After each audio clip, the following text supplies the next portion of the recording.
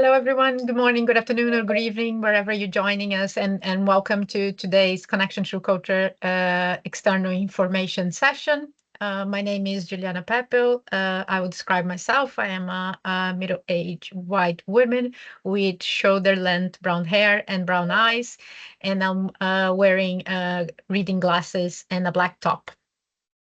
I am the head of grant making for arts at the British Council, and I'll be chairing today's session.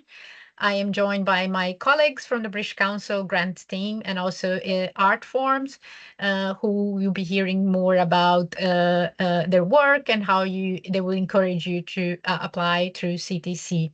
We'll also have some regional and country colleagues who might support during our Q&A session.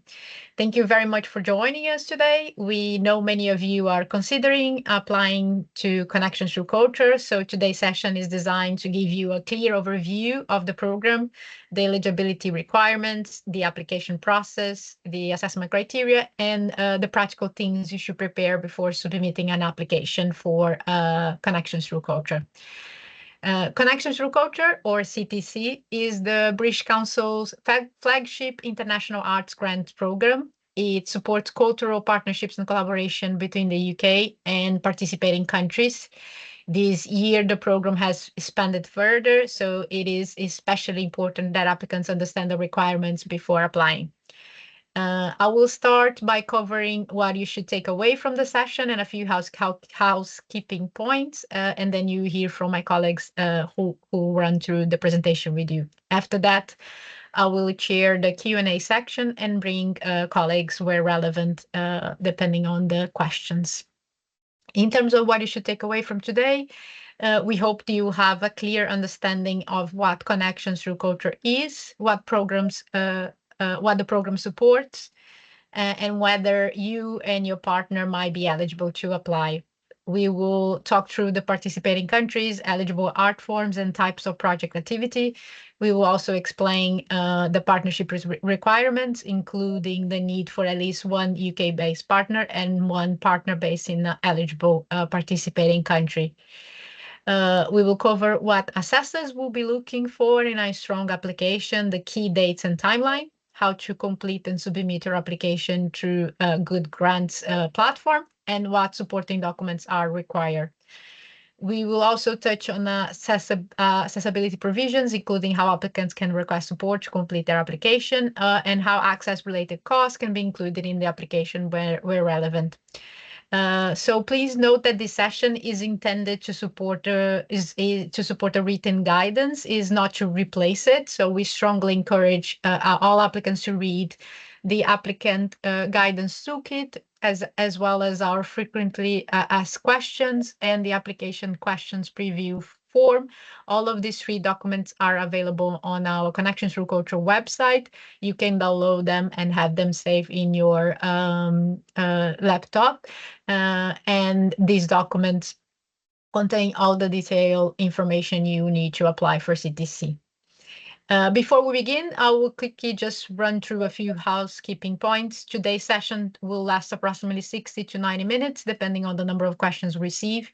We'll begin with the presentation, and then we will move to the Q&A session at the end. This webinar is being recorded, and we will share this recording as well as presentation after the event via email. This will be available in our website as well. Cameras will be turned off for all attendees by default, and microphones as well. But when we move to the Q&A session, we will ask you to unmute yourself to speak. If you do not wish to be recorded as well, please do keep your camera off during that time. Live captions are available through the Teams toolbar, so you can click on the 3 dots available, and then language and assistance available through the live captions toolbar.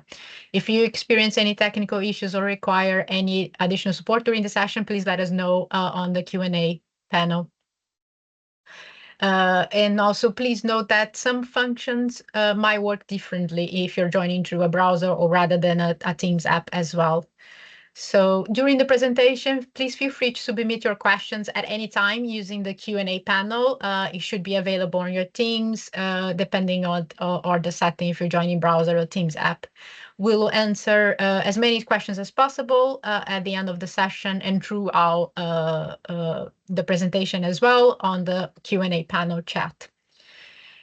And if you're unable to answer any questions during the session, we will follow up on unanswered questions where appropriate afterwards via email. I will now hand over to my colleague, Saman, who will talk us through the first part of the presentation, starting with an overview of what the CTC is, eligible countries who can apply, eligible for, art forms, project activities, assessment criteria, and the program timeline. Saman, over to you. Thank you, thanks. So I'm Saman Khalid. I'm an Asian lady with glasses and curly hair. I'm a grants manager and I'm based in Cardiff. So as mentioned, Connections Through Culture, or CTC, is the British Council's flagship global arts programme. The programme supports cultural partnerships between the UK and participating countries by bringing artists, cultural professionals and organisations to collaborate on projects. It was first established in China in 2006 and has since expanded across South and East Asia as well as wider Europe. And this year we're pleased to say that we've expanded into the Middle East, North and Sub-Sahara Africa and the Americas. To give you an idea of the amount of funding and number of projects, in 2025 we awarded £1.2 million to support 127 projects across 17 countries. And this year we anticipate to award approximately £1.4 million to support 151 projects across 35 countries. Next slide, please. Thank you. So I won't go through the grant amounts and the eligible countries, as this is available on the toolkit and the website, and the slides will be shared afterwards as well. But it's there for you to have a look at later. So next slide, please. So the eligible applicants can include artists, cultural organisations, festivals and biennials, as well as collectives, to name a few. Applications must involve at least one UK-based partner and one partner from an eligible participating country. Both individuals and organisations can apply. Partners must be legally based in the countries where they identify as the official partners and be legally based there throughout the application and project. You must have the relevant legal and tax requirements in the country of the residence as well. Funding bodies are not eligible. And what we mean by that is organisations whose main function is to provide grants to individuals or organisations. And just to say briefly, for the UK, we accept applications from all 4 UK nations, of course, but just to note that we are accepting applications from outside of London and they are particularly welcome and encouraged to apply. So just a note on the lead partner. For the application, the partner who applies and submits doesn't automatically become the lead partner for the remaining project. Anyone can submit and apply on behalf of the partnership. You do need to state in the application who will be the lead, though, throughout the project if awarded. Once awarded, the lead partner will be the one who will be named on the British Council contract. They'll be responsible for paying their partners and any project reporting. Both partners should be comfortable with whoever is leading, and it should be a mutual decision. And this can be the UK or the international partner. We recommend that the lead partner is based in the country where the largest share of the project activity will take place, but this is just a recommendation. Next slide, please. Thank you. So these are the art forms that we're accepting. So we have architecture, design, fashion and craft, creative technology, film, literature, music, theatre and dance, and visual arts.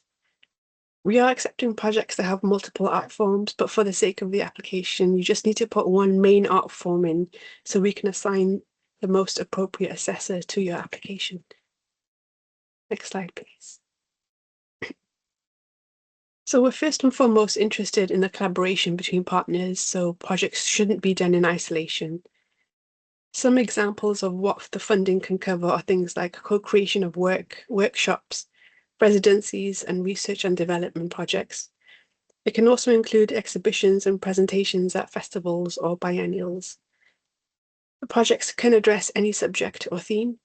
We want to support a wide range of projects that reflect the breadth of the geographical locations, art forms, and themes, and we'll consider this when we're assessing your application against others. One thing we won't support are projects whose primary focus is commercial. And just to say as well, the projects can be delivered in person, digitally, or through a hybrid approach. And projects may be at any stage of research, development, or delivery. Thank you. Next slide, please. So there are 5 areas that we'll use to assess your application and decide if we want to fund it or not. Your application will be assessed by colleagues from across the British Council, and this includes sector experts, colleagues from other participating countries, and also independent external assessors. So the first one is quality and artistic merit, and this is worth 25% of the score. So you need to demonstrate that partners have a track record in delivering quality work and or have plans in place to make sure that the project will be delivered to a high standard. Criterion 2 is partnership and collaboration, and that's also worth 25% of the score. The project should be mutually beneficial to partners, and this includes equitable use of the budget.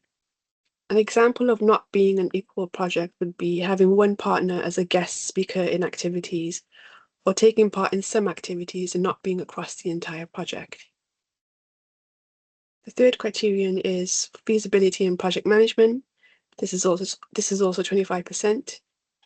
We want to see if the project is realistic in scale in relation to budget, as well as whether you have identified any risks and how you'll mitigate these risks with any contingency plans.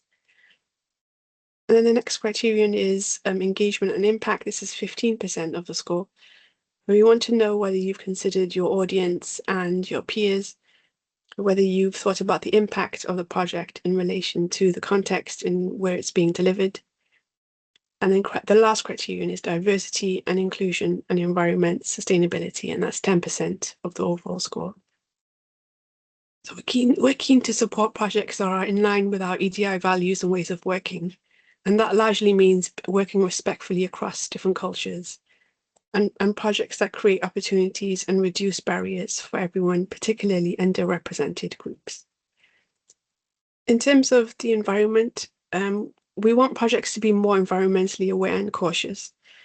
So where possible, think about things like minimizing waste and recycling materials, considering sustainable production, including any fabrication installation methods, and also planning efficient transport and shipping. There's more information about this on the toolkit. Next slide, please. So we opened the applications on the 17th of June, and the applications will close on the 12th of August. We'll then have the assessment period, and that includes eligibility and full assessment in August and September. We aim to notify applicants on the 14th of October. Then October onwards, we'll be issuing contracts and onboarding projects. And there's an important note at the bottom there that says projects shouldn't start activities before they're contracted. We aim to pay the first installment of 80% in December and January. The projects will then be in delivery phase with final reports coming in January 2028. And then we'll pay the final 20% of the installment once we've received your final reports. Thank you for listening so far, and over to you, Anna. Thank you, Saman. Hi, everyone. I'll briefly describe myself and introduce myself as well. My name is Anna. I'm based in London. I'm a white woman in my 30s with blue eyes and dark blonde hair and glasses, and I'm wearing a dark blue cardigan and top today. I'm one of the other grants managers for Connections Through Culture, and I'll be taking you through the next part of today's session. Before you begin your application, we'd strongly encourage you to spend some time preparing. The strongest applications usually start before you submit the online form. We recommend carefully reading the application guidance toolkit and frequently ask questions, as these provide detailed information on eligibility assessment criteria and application requirements. It is also important to confirm that all partners are eligible before investing time in developing an application. We also encourage you to have early conversations with your project partners about roles, responsibilities, and how you will work together throughout the project.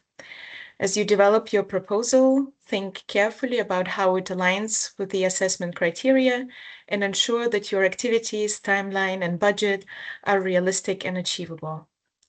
You should also gather the information and supporting documents you'll need from project partners in advance. Leaving these until the final days before the deadline can often create unnecessary pressure. Please remember to review any country-specific requirements contained within the toolkit, as some participating countries have additional eligibility requirements. Finally, if your project involves international travel, particularly to locations that may be affected by conflict, instability, or changing travel conditions, we expect to see appropriate contingency planning reflected in both your proposed project design and budget. Relevant questions are included in the application form. Once you're ready to apply, you'll need to create a free Good Grants account in order to access the application form. We recommend keeping the toolkit and FAQs open alongside the application as you work through it. Many common applicant questions are answered there. Before starting, it can be helpful to gather key information, including project partner details, your project description, timeline, budget information, and any supporting documentation that may be required. Please allow yourself enough time to complete the form thoroughly. Remember that this is a collaborative grant program and you may need to obtain information, approvals, or feedback from project partners before you submit. The application form and all supporting documents must be provided in English. For a number of open text questions, applicants also have the option of submitting a video response instead of a written response. If choosing this option, videos must be recorded in English and submitted via a private link that can be accessed without a password. Please make sure that the link remains active throughout the assessment period and note that the maximum video length varies depending on the question. The Good Grants platform allows you to save your work as you go along. Draft applications can be edited and even submitted. Applications can be updated right up until the application deadline. The application also includes a collaboration feature, allowing project partners to contribute directly to the application where needed. There are a number of resources available to help you complete your application successfully. First, we'd like to highlight one mandatory document, though, that all applicants must provide, the Partnership Letter of Intent. The template can be downloaded directly from the application form. It must be completed and signed by both the UK partner and the international partner. We'd also like to highlight that handwritten signatures or recognized digital signatures are accepted, but typed names or typed signatures are not accepted. In addition to the toolkit and the FAQs, you'll find guidance notes, explanations, hints, and examples embedded throughout the application form itself. For those who would like to review the questions before completing the form online, an offline preview version of the application is also available at the start of the application process. However, please remember that the preview document is for reference only. Applications must be completed and submitted through the Good Grants platform. Finally, supporting document requirements may vary depending on the type of applicant or project, so please check the application form carefully and ensure that all required supporting documents have been uploaded before submission.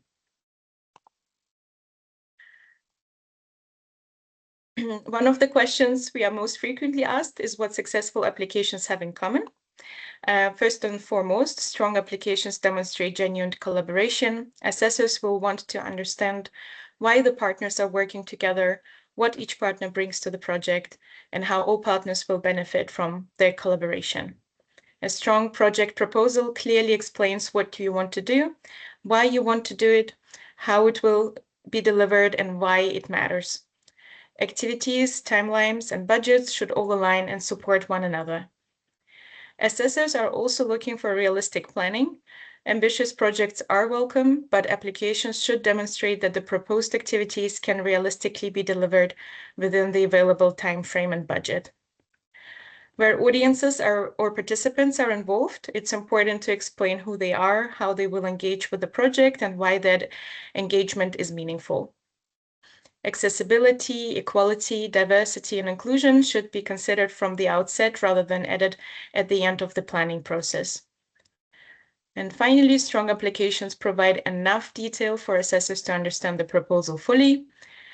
Please be specific, use clear language, and make sure your supporting documents are completed and properly signed. We know that accessibility requirements vary significantly between applicants and projects. So we'd like to explain the different support options available through CTC. First, if you require access provisions in order to complete the application form itself, please contact us through the inquiry form as early as possible so that we can discuss how we may be able to support you. There are then two different ways that accessibility provisions can be included within the project application. The first relates to audiences, participants, or public-facing activities. Any accessibility provisions for these elements should be included within the main project budget and explained within the application. The second relates to the project delivery team itself. If artists, practitioners, or project team members require accessibility provisions in order to plan or deliver the project, these costs can be requested separately through the dedicated access provisions section of the application form. As a reminder, all applications must be submitted through the Good Grants portal by the end of the 12th of August. And if you have any questions about the program eligibility requirements or the application process, please use the CTC inquiry form. Before contacting us, we do encourage applicants to check the application guidance toolkit and the frequently asked questions first, as many common questions are answered there. If you experience technical issues with the application platform itself, your first point of contact should be the Good Grants Help Center or the Good Grants support team.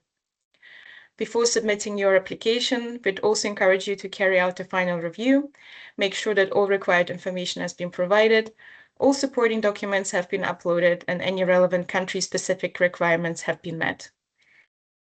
And finally, wherever possible, please don't wait until the final day to submit. Submitting early gives you time to resolve any unexpected technical issues and helps ensure a smoother application process. Thank you so much. That brings us to the end of the core Connections Through Culture guidance. Before we move into the questions, we'd like to share some additional information that may be particularly relevant to those attending today's sector focus sessions. We'll first hear a short update on the integration of visual arts and architecture, design, fashion, and craft festivals and biennials opportunities into Connections Through Culture. And then we will hear from our creative technology colleague who will provide some additional guidance and examples relevant to applicants working in that area. These additional slides are intended to complement the main application guidance and highlight a few sector-specific points. So I'm really happy now to hand over to Az and Chloe. Hello, my name is Chloe Austin. I'm one of the Visual Arts Relationship Managers at the British Council and I'm based in the UK. I will do a visual description of myself. I'm a mixed race woman with brown curly hair and glasses. And Az, do you want to introduce yourself? Yes, absolutely. Thanks so much, Chloe. I'm Az Chinaliev. I'm an Asian man in my 30s with short dark hair and black t-shirt. And I'm a relationship and program lead for architecture, design, fashion and craft here at British Council. And I'm based in London. Back to you, Chloe. Thanks, Az. Can we have the next slide? Perfect. So yeah, we are here to speak about the integration of some offers that were previously run through visual arts and architecture, design, fashion and craft, which are now going to be part of Connections Through Culture. So some of you on the call might be familiar with the Biennials Connect grants program in visual arts and the Architecture, Design, Fashion and Craft Festivals and Biennials program. So for this year, those programs will no longer be running separately. They are running as part of Connections Through Culture. So for applicants, what this means is if you were thinking of applying for one of those grants, you should now apply to this Connections Through Culture open call. So yeah, festival, biennial and showcasing activity remains eligible in Connections Through Culture, as does other activity in architecture, design, fashion and visual arts. and your projects need to demonstrate meaningful collaboration between the UK and international partners, and the other requirements of connections through culture. And essentially, because those programs were very similar, by bringing them together, it means that applicants now are able to access the opportunities through a single program, which makes it a bit more simple. So yeah, the key things to take away from that is that architecture, design, fashion and craft festivals and biennials connect grants programs will no longer be running separately. So if you are interested in applying with a program that is in visual arts or architecture, design, fashion and craft festivals, you should be applying for connections through culture. And yeah, if there are people in school who are working in organizations this is relevant to you, it would really help us, and we really appreciate it if you could share this knowledge with your colleagues as well, so they're aware of this change. I think that's all I have to say on this one. So go to the next slide with Az. Excellent. Thanks so much, Chloe. And I'm here to draw your attention to a few important requirements for festivals, biennial and showcasing applications. So firstly, the lead partner must be the organization, festival or biennial that is responsible for delivering the activity. Individual artists, designers or practitioners cannot act as a lead partner for these applications, although they can of course be involved as partners or collaborators within the project. Secondly, some applications may require additional supporting documentation. Where this applies, the requirements are clearly outlined in both Application Guidance Toolkit and within the Good Grants application form as you will be filling it in. So we strongly encourage applicants to review this carefully before starting the application. As a key reminder, please make sure that you check any festival, biennial or showcasing specific requirements before preparing and submitting your application. If you are unsure whether these requirements apply to your project, we recommend contacting the CTC team through the inquiry form well in advance of the application deadline. So taking the time to review these requirements early can help avoid delays and ensure that applications are complete and eligible for assessment. And a very important note again before I conclude, you must be accepted to the festival prior to the application deadline and to submit proof acceptance along with your application. Back to you, Anna and Juliana. Thank you so much, Az and Chloe. Thank you. We'll now move on to creative technology. Creative technology is one of our eligible art forms within Connections Through Cultures and often generates questions from applicants. So I'm delighted to hand over to Lisa. Hi there, thank you everyone for joining. I'm Lisa Brooke and I am Film and Creative Technology Relationship Manager based within the film team in the UK. I am a woman in her mid-30s with browny blonde hair and translucent glasses and a stripy top. We've run this for a few years now with creative technology listed as an art form, and we just wanted to make sure the information was clear about what that means in the context of Connections Through Culture. What we mean is projects that combine art, culture and technology in creative and innovative or experimental ways. This can include digital arts, XR and immersive experience. XR encompasses virtual reality, augmented reality and mixed reality, games and interactive experiences, creative uses of emerging technologies. We've seen applications come in that involve quantum computing, for example, before, and we do see a lot of creative generative AI used in critical and innovative ways, and interdisciplinary projects that combine technology with other art forms. So when you're applying, if you're thinking of ticking the creative technology box for your project, you need to clearly explain the creative concept, the role of each project partner, how technology contributes to the artistic or cultural activity, and the intended benefits for audiences, participants, and the wider sector. Sometimes we see people tick the creative technology box because they are using standard software tools that you'd use for communication. For example, running a webinar, you might be conducting a socially engaged practice where you're collecting oral histories, so you're using the phone recording, or podcast podcasts. We would not expect that to usually be creative technology. We also don't consider games or products developed primarily for commercial purposes. This is also true of film. We do get people asking for funding to complete feature films, which is not something that we can support if it's a commercial aim to fund and release a feature film. There needs to be a clear artistic, cultural or collaborative objective. Next slide, please. So a few examples of previously funded projects that have used creative technology in an innovative way, and remembering from the earlier slide that innovation is a key theme for us. So it might not be that your project is creative technology led, but involves creative tech. That's always brilliant to see.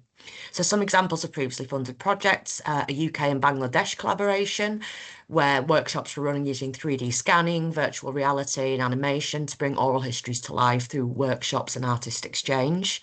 And a lot of people on that had never picked up any of those technologies before participating in those workshops. So it was a really great project. There was a Northern Ireland and Nepal collaboration exploring accessibility and mobility, using a cyber exoskeleton to track walking between those two countries. A UK-New Zealand collaboration, creating a real-time immersive experience using interactive visuals and responsive soundscapes inspired by environmental systems. And a UK-Turkey collaboration, combining ecological learning with games engines, 3D design and augmented reality to explore engagement, again, with the climate crisis.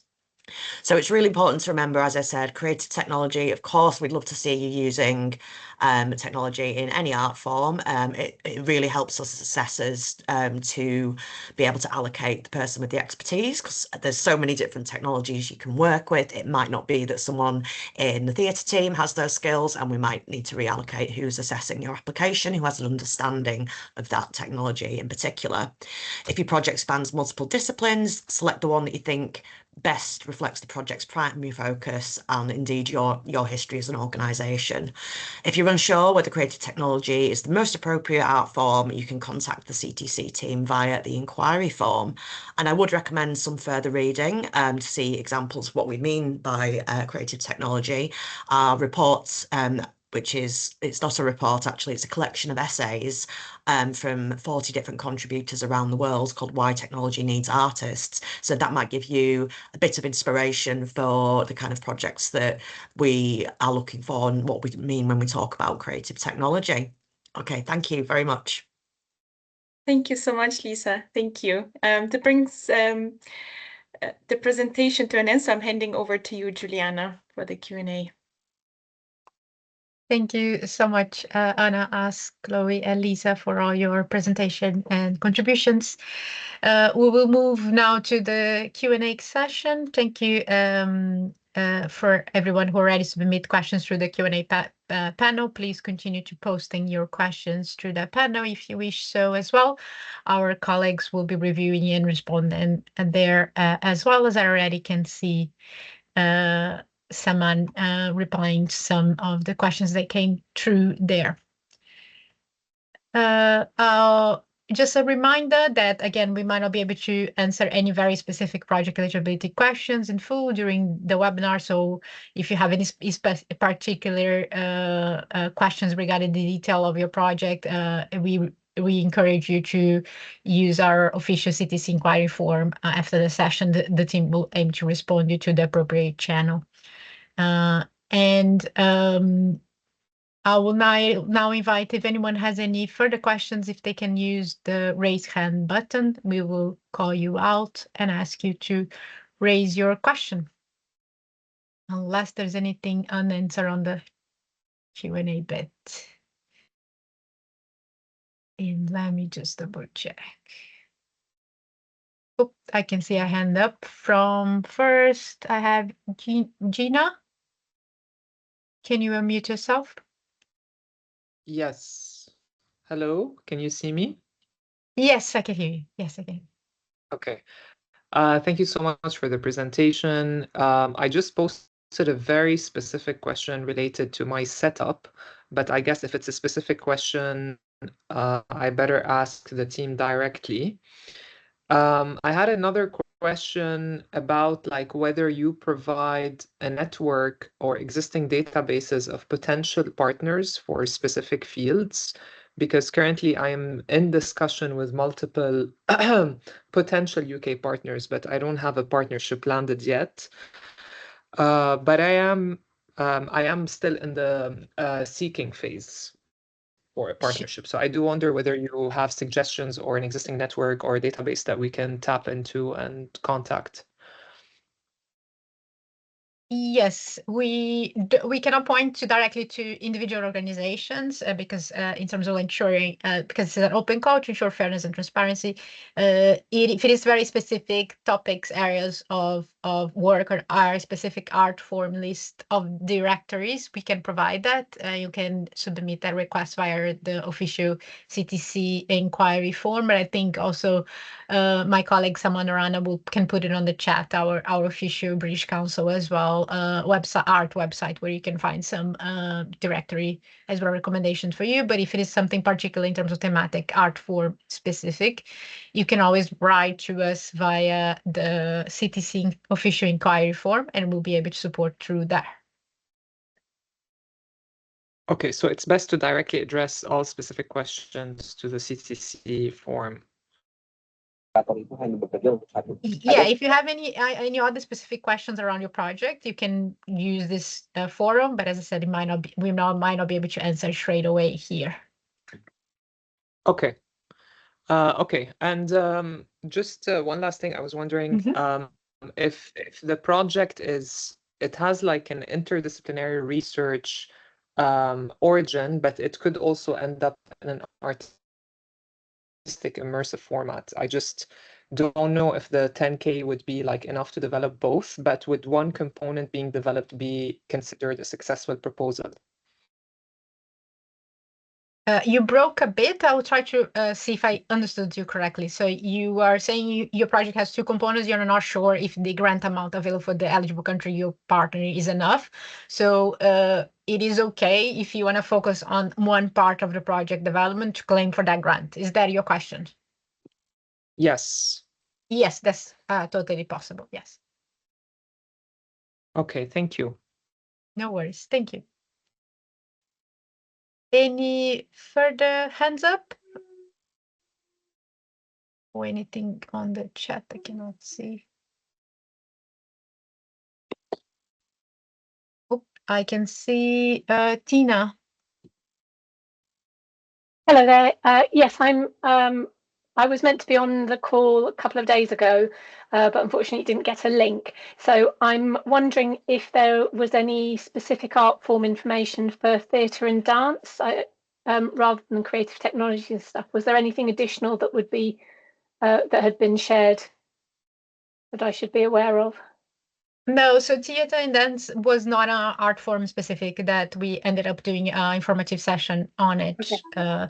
We decided to do mailing this time around for artificial design and fashion, visual arts, because of we are combining separate strands as it was like before the Arts Biennale festivals. Separately now they are on CTC throughout our main application, and the creative tech is mainly because it is usually art form that, as Lisa very clearly explained, can create some confusions of what it can be considered. So to clarify that. Okay, that's great. Thank you. Just no wanted worries. to double check. No worries. If you have any further questions, please feel free to let us know. Thank you. Then I have Merrick. Merrick? Hello, can you see me? Yes, I can hear you. Hi. So I'm a solo artist, and I'm looking to work with another solo artist that we both create regular events in our respective countries. I'm wondering if we would be eligible or if we would need to first register as organizations. No, so you're saying if you are an individual, you can apply as an individual or an organization for CTC? Fantastic. Thanks for the clarification. No worries at all.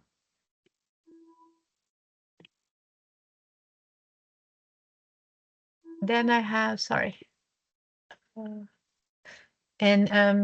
Someone around, let me know if anything on the chat that I should be picking up as well. Feel free to point that out to me. Or if other colleagues would like to jump in.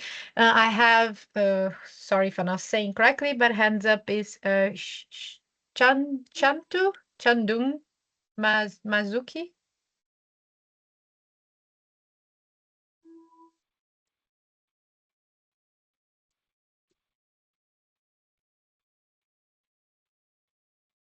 Next on my... Hi, can you hear me? Yes, I'm sure I did not pronounce your name correctly, so apologies for that. It's okay. I just wanted some clarity. You mentioned quite a few umbrellas in the art forms, including visual arts and literature, and I understand both of them can include other art forms under them. For example, in visual arts, you can also have photography, which I wanted to confirm whether it's eligible, and under literature, I wanted to confirm whether poetry is eligible under those two umbrellas. Yes, for visual art, you have a visual art specialist here, Chloe. I'm assuming photography is eligible, isn't it? Yes, photography is eligible. Yeah, it would be a visual art form. Yeah, and for literature, though we don't have a specialist, poetry, yes, will be considered indeed eligible. Okay, thank you very much. No worries, thank you. Further down, hands up, I have Aga, Paulina. Hi, thank you. I'm from a visual arts organization called 16 Collective, and we are kind of in a process of creating a project and like developing the concept behind it. And we are likely to have more than one partner, international partner. I mean, either two or perhaps even three.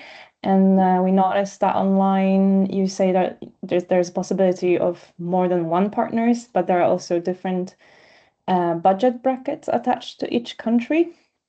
Yes. So how would that work? So if we have, let's say, a partner from Turkey and somewhere else outside of the UK that's an eligible country, would that mean that we can apply up to the lowest budget mentioned under the specific country, or do we have two different budgets for those two different partners? How does that work? Yeah, so the main thing for CTC is just that you can have co-collaboration and co-partners, but the two main ones are going to be the UK partner and the international partner based on the country that you'll be partner. So you're saying you have is a UK and Turkey partner, that will be the grand limit that you should be focusing on. We are the UK partner. Yeah, so if UK partner and Turkey, these are the two, the collaboration and the grand limit will be for Turkey then. And the proposal needs to be within these two partnership. You can add, if you want to add other co-collaborators amongst other available other countries, then it needs to be separate proposals or projects, I would say. Oh, so there is a limit. There is just basically the UK partner plus one. It's not UK partner plus two international partners. Not when you're thinking about the other available eligible countries in terms of like adding up, maximizing funds. So let's say Turkey is a grant amount, and then you have another grant amount for South Africa, and you're collaborating among the three of them. You can collaborate among the three of them, but you have to point out who is going to be the two leads in the UK base, which is you, and then the Turkey one in the case if it is Turkey one. Yeah. And then the grant amount limit will be for Turkey because they're the international partner on that. And then all your costs should be based for both these international collaboration between UK and Turkey.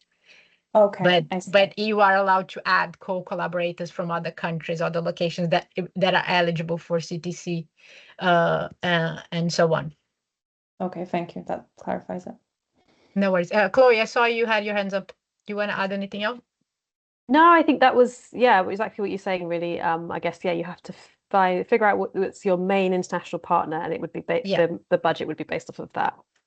Exactly. Thank you. Richard, you have your hands up? Yes. You mentioned that film festivals would have to be the lead partner. In my case, I have a partner who runs a film festival that would be a component of the whole application, which would otherwise involve other exhibitions and so forth related to the film festival. So my question is, can I, as the UK artist, be the lead, and in this case, the film festival be the partner rather than the leader? Yeah, and Lisa, I just brought you in case you want to jump in, but I think that what the confusion was is just that for festivals on the strand of architecture, design, and fashion and visual arts, they are applying for that Grants Biennale festival showcasing element of that it was separate. It needs to be a lead organization applying. That's just for those two art form. Film festivals, you'd apply as a film project, and the film festival partner and yourself as an artist. That's absolutely fine. This would have been part of the Biennales. And the film festival be part of. Thank you. Yes. That's totally acceptable then by the film expert here then. Moving on then, Lily, Anna. Hi, yeah, can you hear me? Yeah. Yes, I can. Okay. Yeah. Yes, my question is, so I am thinking of this grant for a project, the production and travel costs for an international collaboration between UK and Mexico-based makers. This is part. So one of my questions is, if would a grant, would I be eligible if the to apply for funding for this kind of like production stage of the project, as the showcase dissemination is slated for the future, let's say 2028, and there's still like the routes for this dissemination, which could be an exhibition, there's definitely a publication, are yet to be finalized. Would this be like, would that still, could we still apply for that for a stage of a project, or does it need to have like very defined outcomes and like where these are going to be disseminated for the application? And also, I mean, this is part of a UK doctoral research project. Is that also something that is that okay? Could that be considered? There are like partners in both places. Yes, I'm not sure I grasp correctly the whole aim of the project. So in terms of like research and development project, yes, this can be fun. I think key things that we frame in the presentation that you need to pay attention to in terms of eligibility, you have to have, as I mentioned, a UK partner with one of international partners. Your budget needs to be on the limits of that international partner, and your project must be fully connected as an art creative program project, and it needs to be a collaboration partnership project. We don't eligibility or not in terms of like has to be a finished project or not, this type of thing. It will depend on your proposal. I hope that answered your question. Yeah, like the question was like if still like if the outcome or the way it's going to be like disseminated, like there's going to be an exhibition, it's still not clear at the stage of application. Would that be like, would you recommend to have, even if it's like a provisional outcome, would that still be okay? Or is it a requirement to have? No, it's not a requirement to have a specific like outcome as a final exhibition. If you are on a phase of like research and development, you have to then propose that in your application as the rationale, and then include then your proposal route in the creativity arts project-based merit, which is going to be assessed against it, and also how then the project manager, how you're claiming budgets for it, etc. Okay, thank you. No worries, thank you. I can see another hands up then from Opia. Yes, thank you. Me and my collaborator are thinking of collaborating on a project between dance and creative technology. And given that the amount, the funding is 7,000 euros in our case, we are wondering would a research and development collaboration have less advantage than something that is public facing, like presenting work at a festival, for example? No, there's no disadvantage on that matter in terms of like the assessment criteria in terms of giving advantage for a more like clear output project proposal or something that is just research and development. No, there's not part of our criteria when assessing. And actually, a second question related to that, would a project that has more funding, for example, also be more advantaged than a project that's just relying on 7,000 euros? Sorry, 7,000 pounds. Pounds. No, because it's the assessment is based on the grant available per country where the international country is based, partner is based on. So there's no difference on that. So if you're saying your partner, I'm sorry, I didn't catch where your partner is based on, which country. It's Kenya and UK. Sorry. Yeah, so Kenya and UK. So the grant amount for Kenya is that grant amount, and then you have some other countries have a bit of a grant up to grant amount a bit higher. But in the end of the day, Kenya will be assessing and the budget that is available for that country, and people will be granted based on that, and then different with other countries have a higher grant amount. So there's no difference, as you're saying, in terms of the advantage or disadvantage there. I hope that's clear. Right. Actually meant if we have extra funding sources, would that make our project more, more? I was just going to say match funding from external sources. I think you're asking, isn't that right? Yeah. Okay, that's all I was going to raise my hand to say. Thank you. Yes, that can be possible, but you have then to explain what you're claiming for through CTC and what you're claiming externally. There is on your application, there is a section where you have to put the budget that you're claiming for for CTC and what phases of the project, what is the stage, and what is for what activities and output, if the case.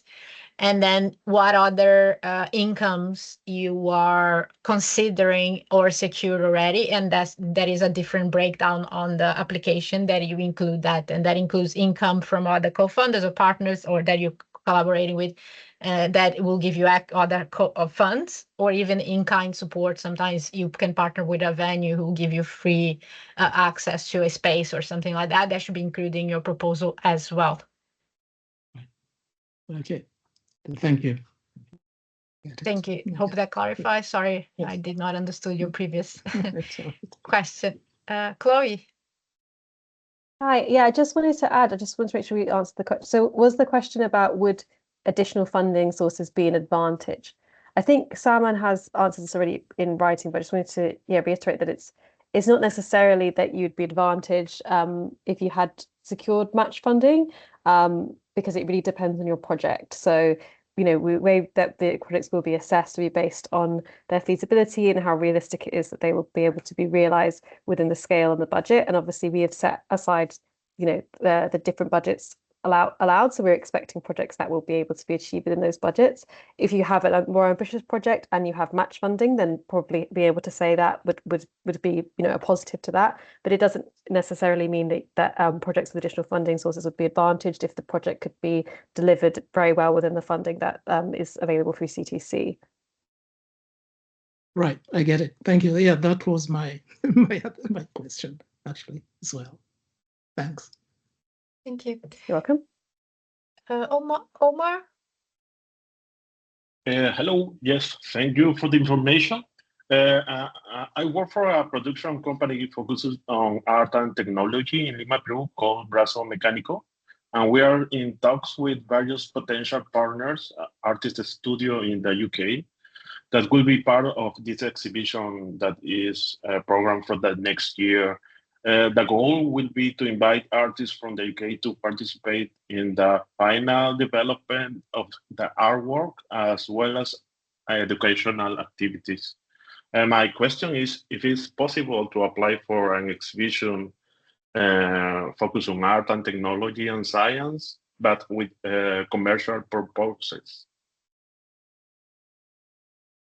I don't know how you're framing your commercial proposal on that. It seems very specific to your project, so I wouldn't be able to make a judgment on this now unless my colleagues understood what it means. Why do you frame as a commercial proposal of your project? Well, it will be an exhibition who people have to pay to enter for the exhibition. I see. So your proposal is just you will develop a exhibition with your partner. Yeah. Yes. Well, with a couple of partners here in Lima and also partners in UK with studio artists. I see. Chloe, do you have any comments on that? Yes, I can give some reflections on it. Yeah, as Julian says, it's difficult to make comments on your specific proposal just in terms of like fairness and things like that. But generally, just thinking about exhibitions, we understand that some exhibitions you need to have pay to entry. That can be quite standard within exhibition practice. So I don't see that.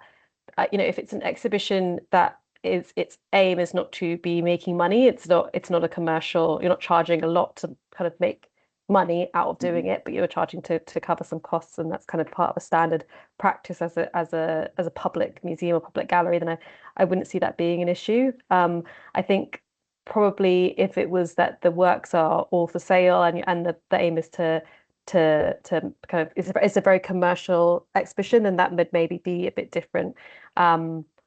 So that's just some reflections on exhibitions. But as I said, it's difficult to comment on your specific scenario without kind of going in too much because I don't have the full information basically. So that would maybe be something that would need to be reviewed at the point of application.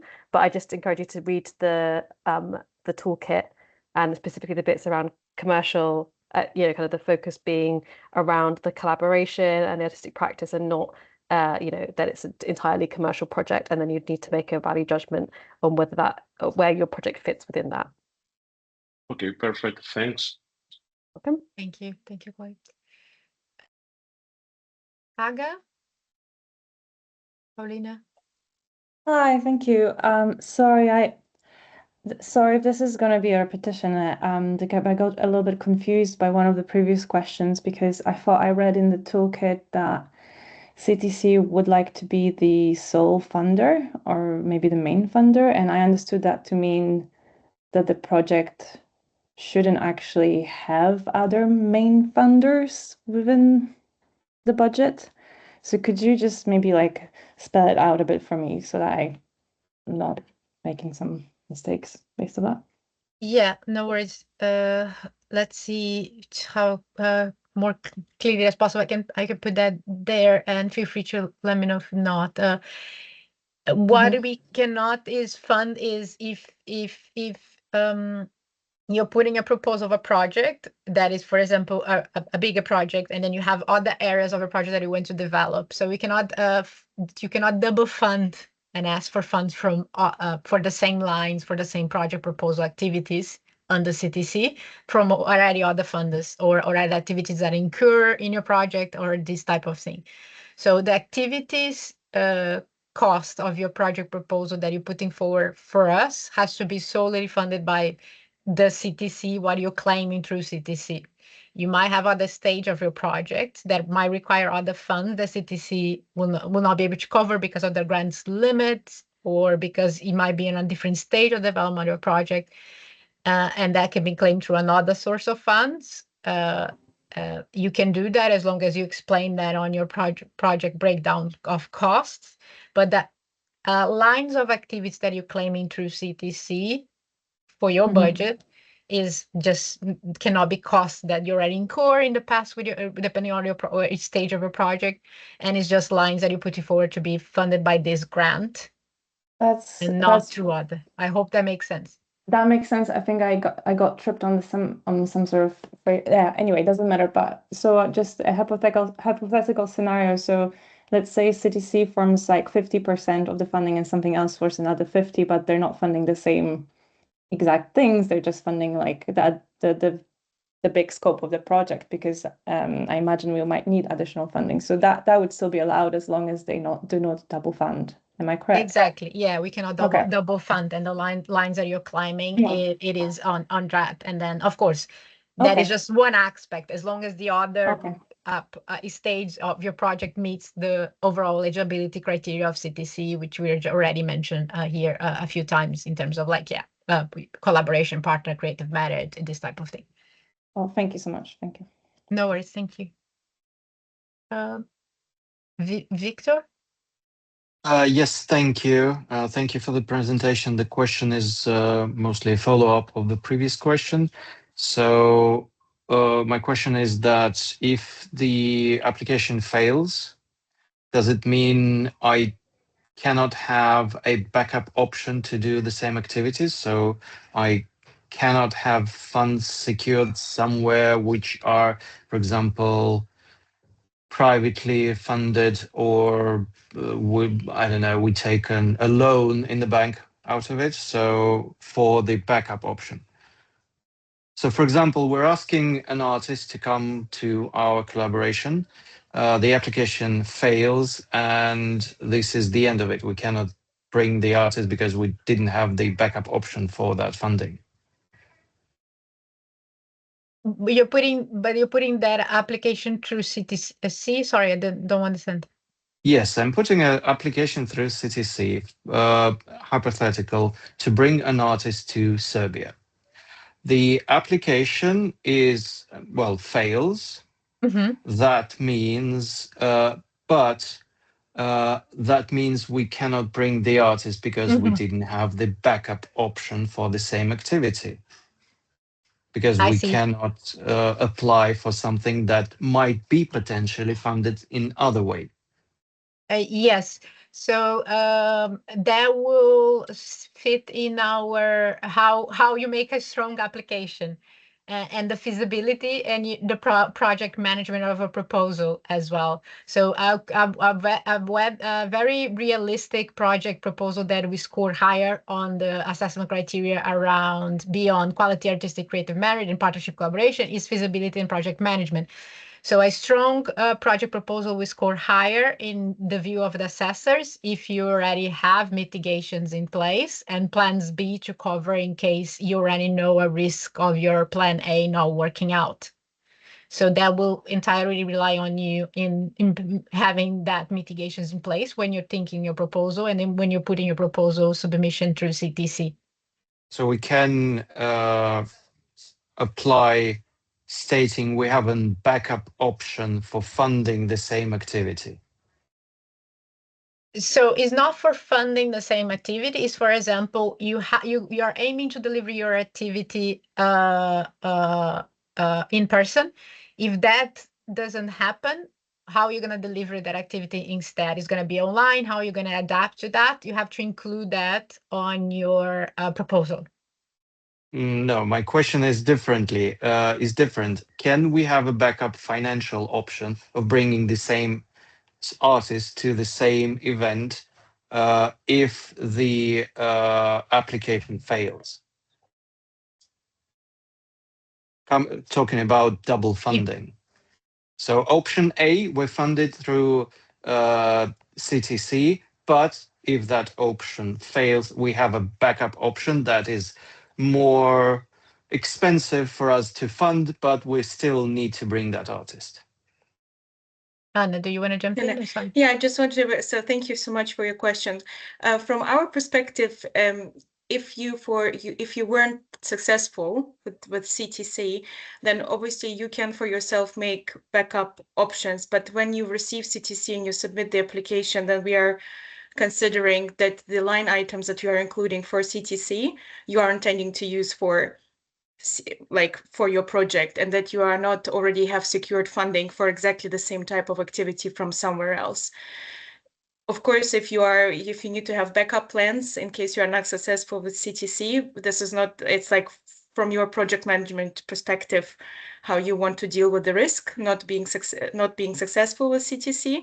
But when you're submitting the budget to us, we need to clearly understand what would you like to fund through CTC, and what if you have matching funding for any other kind of like activity within the scope of your project. But if you need to do backups for your kind of financial mitigation in terms of for the project still to happen, that's obviously up to your organization or to your planning.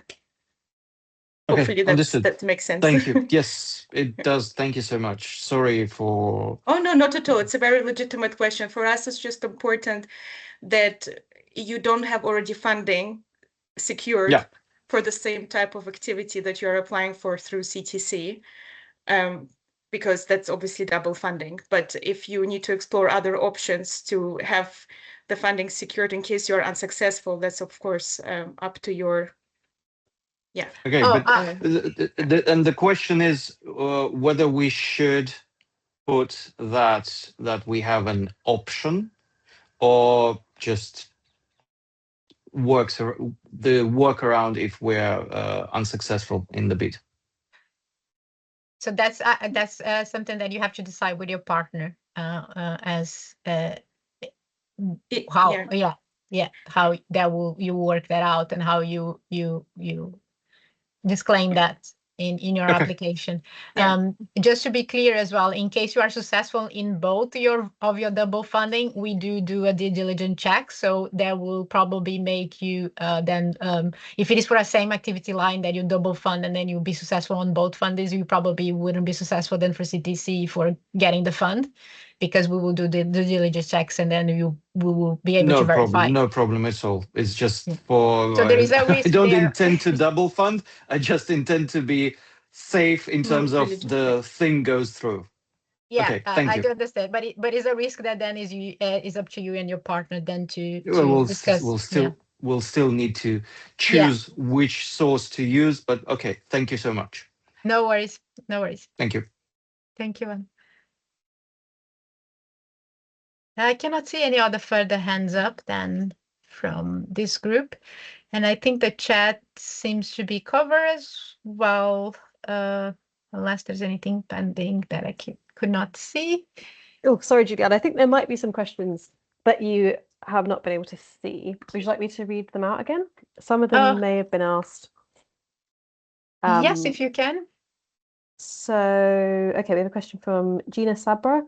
I have a UK registered company, but I am personally resident in Lebanon. For the purposes of CTC, would it be appropriate for my UK company to act as the UK partner, or is it preferable for me to participate as the Lebanon-based partner and collaborate with an independent UK organisation? I can answer that one, Juliana, but you could answer it as well. Up to you. Feel free if you want to ask. Yes, there is, I can't remember the exact wording in CTC guidance, but we generally do not allow sort of sister companies to work together, because the purpose of CTC is really about, supporting people to make collaborations, across borders, across countries, with different organizations. So it sounds to me that if you cannot be both partners at once, basically. You have to have one partner in the UK, one partner in an eligible country. You can't be both of those partners. So yeah, I would say that you would need to have also the partnership or the country is based off of where you are based, I believe. Am I right in saying that, Juliana? And legally able to work from as well. So depending on that, in your own situation, you'd need to think about that as well. But yeah, essentially you can't be being both partners at once. They have to be separate organizations, and there is more on that in the FAQs as well. That's correct. Thank you. Lisa? I saw Lisa, had your hand up? Yeah, I was just going to say that Saman has actually answered in the comments in the chat quite a few of those questions. Was it Saman or Anna who's answered them? Yeah. So there is in the chat, in the Q&A, sorry, there's a few questions that have been answered. If you just click view comments, there's some answers to that, including that question Saman has answered as well. Great. Thank you. Yeah, I'm just working my way through it, but yeah, thank you. Thanks for picking it up. Yeah, no worries. Should I continue reading them, Salman, or would you prefer to answer it in the chat? I think the one that I was gonna go to next and I haven't answered yet is just the Ghana was being. So Ghana's excluded in SSA, and it seems like Nigeria is the only one that's in the SSA region. But I think there are other countries in the SSA region, including Tanzania and South Africa as well. I can put the full participating list in the chat. Thank you. And then there was another question around, it was a similar question, I think. So I think there was a company that is registered in England and Serbia, and they're based in the UK and Serbia. 1 second. And is this considered a partnership for the reasons of the grant? But it's a similar question to the one previously, where you can't be sister entities. You would have to have separate legal entities in order to be partners. That's correct. Yeah, just working my way through it. Okay.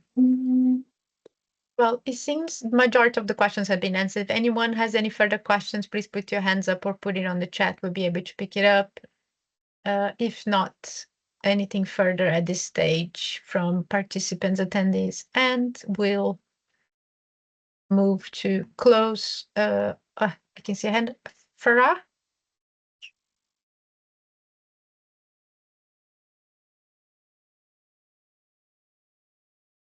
Can you hear us, Farah?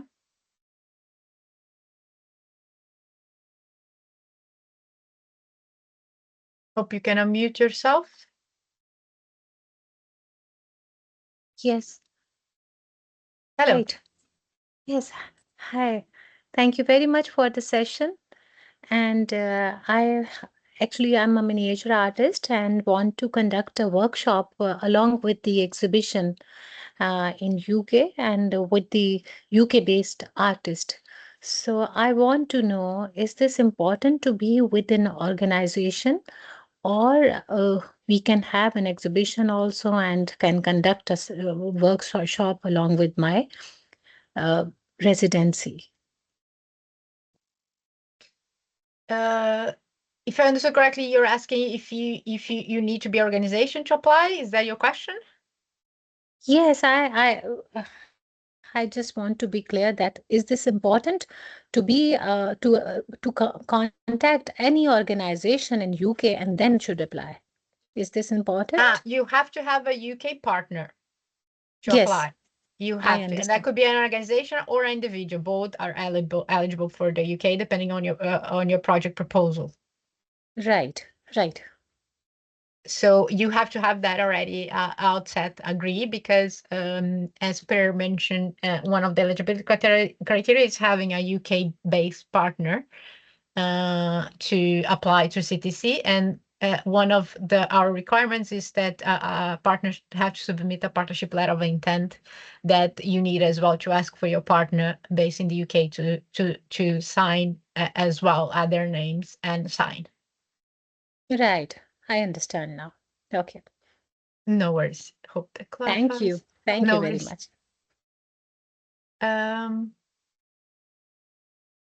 So it seems like we don't have any further questions anymore then at this stage. We'll then move on to the next closing of the session, actually. Juliana, I think we might have. Oh, we had a hand up. It just disappeared. There is one more question in the chat. Just I think we have a hand up from. I and we have a saw question in hands the up chat. and then it goes up and down. Olabode? Yes, good afternoon. Hello. Good afternoon. Afternoon, can you hear me? Yes, I can. Okay, great. So my question is just to know if you can have multiple partners from both sides, like from the UK and from outside the UK. I'm based in Nigeria, and I'm just I just want to know if it's possible to have like 2 UK partners and 2 Nigerian partners collaborating on the project? That's my first question. And the second one is, can it be like theme specific? For instance, something about people with PWDs, because I've done a project like that before. Is it allowed, like, to have a project along that line, thematically tailored towards people, a particular theme or particular subject matter? Thank you. So no worries. If first one, you can have you have to have a UK-based partner, and you have to have a international partner based on an international country. Nigeria is eligible, so yes, you can. You're gonna have to point out which individual, which organization in the UK and Nigeria will be your both UK international partner leads, and you can add others if it is more than one UK individual, more than one UK organization that you're partnering. You can add others, but you're gonna have to nominate who is gonna be your UK lead partner and your UK Nigeria partner, and that goes via is an individual organization. And how then you guys are collaborating together as individuals, organizations in UK, Nigeria, and splitting the budget as well, and up to the budget limit. I hope that clarifies. The other question around teams, yes, is open to a variety of teams and areas and methods of work, as long as your project proposal is as main core is a creative artistic project proposal at their heart. So I hope that makes sense. That's the main thing in terms of eligibility. But it could be artistic project, a creative project connected with a team. If you want to have a specific around that, that should is up to you on your project proposal to describe that. Any other further questions then?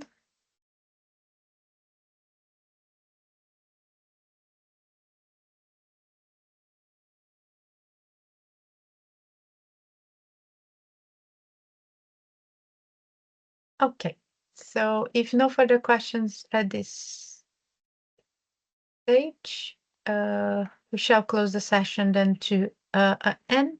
And then for the next slide, please. So thank you for all your time, and thank you for everyone for your questions and for joining today. It's always useful for us to understand your thinking about putting a proposal for Connections Through Culture, and all your creativity and how you're thinking in framing Connections Through Culture grant. As a final reminder, applications must be submitted through the Good Grant platform system.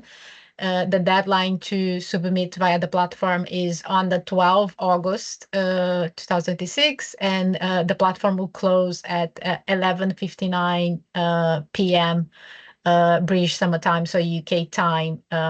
We please encourage you not to wait until this final deadline to submit your application. Please submit as early as you can, because there are a few supporting documents or other sections of the application form that you need to ensure is completed before submitting. So please, we encourage that, so there's no surprise at the end, at the last minute when submitting. Once again, we have available an application guidance toolkit, as well as a frequently asked questions document, and an application questions preview, where you can download in our website, and you can then carefully review throughout your process of applying.